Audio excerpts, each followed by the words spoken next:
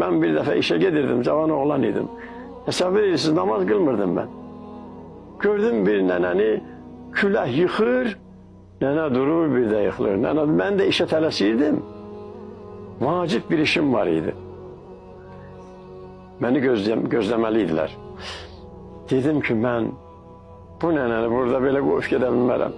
O beni gözleyen çıkıp geçse de eybi yoktu. Ben orada xeyrim de var idi hatta.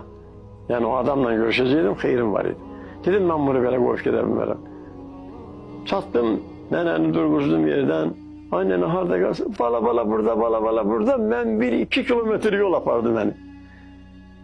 Gittim, apardım nənəni evine koydum. Fikirləşdim ki, dahi o adam çıkıp gitmiş olar. Geldim gördüm ki, xeyr, Rabbim onu orada saxlayıb. Niye saxladı? Çünkü ben Allah'ın buyurduğu kimi hərəkət elədim. Yolda yıkılanı yolda koymadım. Özü de koca nene, onu apardım evine. Ona göre de gittim gördüm, həmin adam oradadır, həmin işte alındı, benim xeyrim de oldu orada.